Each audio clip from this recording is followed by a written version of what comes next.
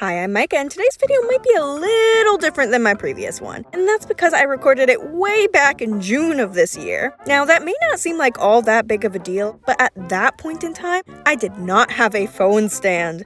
I literally put my phone in this doll stand and hoped for the best. So my lighting wasn't as good, the angles aren't as good, and at one point I literally held my phone in my mouth to get the shot. So with that out of the way, let's get started. First, before I reveal what we're making, even though you definitely already know by the title, we have to pay respects to our commenting overlords, which today is Baby Becca Draws. Your comment completes me and fills my heart with macaroni and glitter glue. And that is why today we will be making both Sundrop and Moondrop from Five Nights at Freddy's Security Breed, hereby now referred to as Sunmin and Moonmin. Questions will not be accepted at this time. Let's get started. First off, we have the fabric, and getting off to a good start, I immediately stabbed myself in the finger so I could get some authentic blood on the fabric of these bloodthirsty animatronic plushies.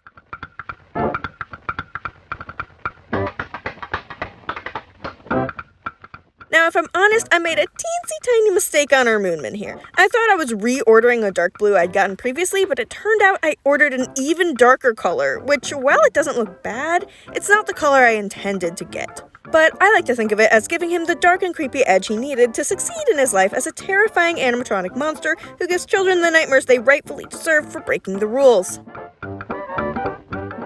Next up, we have the fabric for our Sunman, and this time I didn't stab myself immediately, so we're already improving. It does help that I entirely forgot to record the cutting out of any of these clothing pieces. Truth be told, this was the first thing I recorded. I was so impatient waiting for the rest of my fabric to arrive that I just started on what I could, which ended up being the Sunman's pants. Then eventually the rest of the fabric came and I could finally get started on the body of the Sun plush.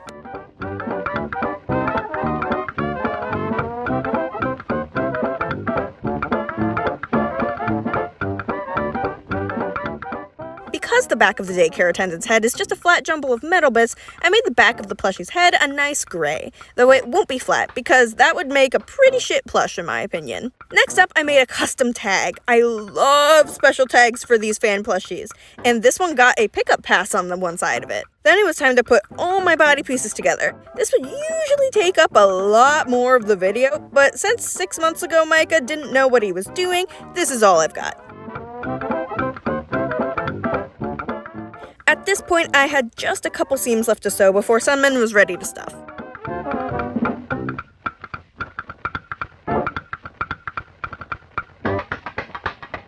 Thankfully, though, the next step takes us back to our lovely Moonman for some more sewing action. And by that, I mean cutting off all the excess fabric from the stars I painstakingly sewed on one by one onto the pants and hat. And no, I'm not salty I couldn't find star-printed fabric in my usual brand at all. I don't know why you would even bring that up. The non-saltiness of my being aside, it was then time to pin them all up for sewing, which then I immediately did not record because, say it with me now, Past Micah didn't know what he was doing. Instead, we'll move back to sewing Sunman's pants.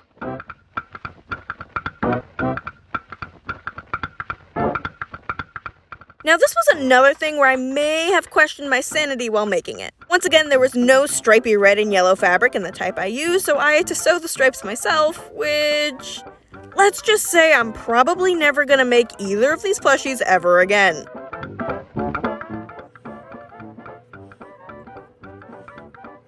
And with the pants all done, I think it's time for a little break, so let's watch this bobbin tail do a little dance while it spins to recollect our collective sanity for this project. Sanity break over. And in that time I managed to sew all but the feet of this little Moonman. Isn't that convenient? And now you get to see the first real sewing of the video, and only halfway through no less. What a lucky duck you are.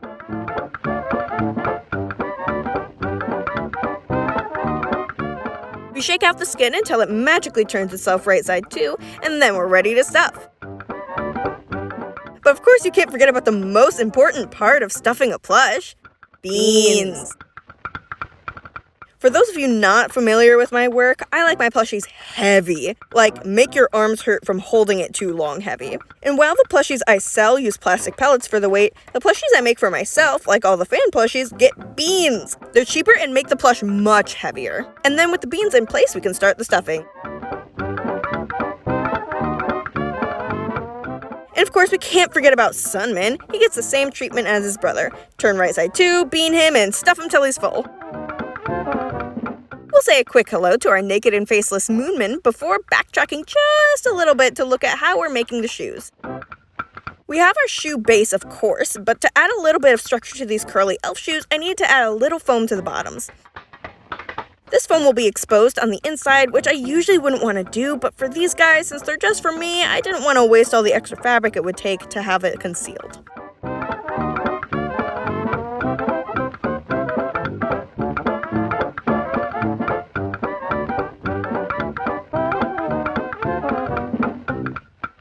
Then we do a little bit of sewing to put the two halves of them together and slap that bottom on, and we're good to go.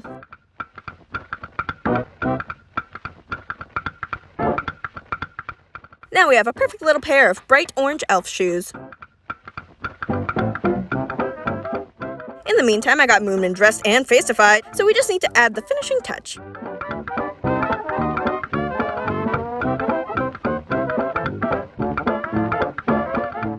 We'll do the same for Sunman before I'll realize that I want to change something about Moonman's face. I'd done all my hand sewing off camera and didn't realize until later that I absolutely hated the cream-colored eyebrow. It worked for Sunman, but because Moonman's face is white, I had to change the brow to a pure white one to fit the color scheme. With all that out of the way, the plushies were finished, but that doesn't mean we're done here. I decided to build a background set for the glamour shots, and I'm going to show you some of that process too.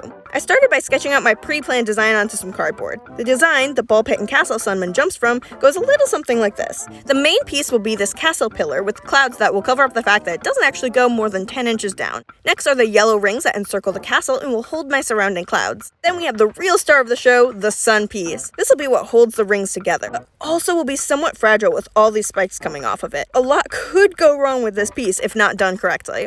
Overall, this is the most construction I've ever done for a photo shoot. Then, I practically broke my hands cutting all of these cardboard pieces out with scissors because I was too scared to use a box cutter. But maybe that was a good thing. After that, I was on to a much less pointy part of the project, painting. We'll start off with a nice white base. That way it's easier to cover up everything with the various colors. Then I'll start painting and somehow make a brick wall that looks too realistic for what I wanted. Then it was time to start gluing. I really reached back to my roots with this part, seeing as I started making things as a kid for my toys out of cardboard and hot glue. Ah, the memories. This part was actually really satisfying to see all the parts finally come together. So I might just do more like this in the future if and when I can.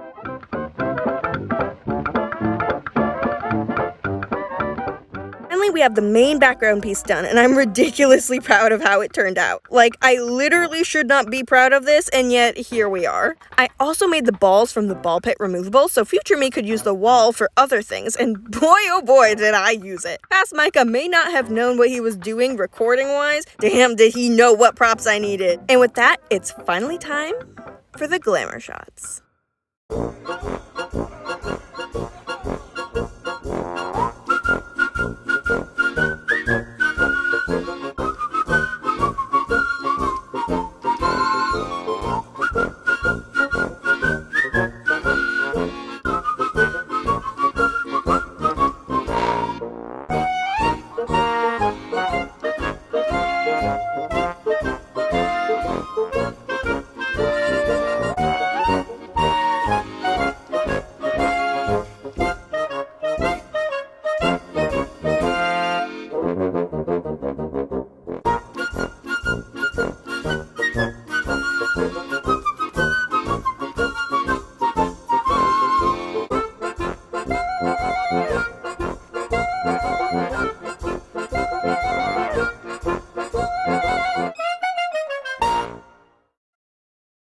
I just wanted to give a big thank you to all of you for watching. I know this video wasn't really up to my own standards nowadays, so it means a lot that you stuck through it. And if you'd like your comment featured at the start of my next video, make sure you let me know what you liked about this one, or even just leave a fun fact. And if you made it this far in the video, make sure your comment uses the word apple fritter just to let me know you care. But with that, our video has come to a close. Make sure to like and subscribe for more. Remember to security those breeches, and I'll see you next time.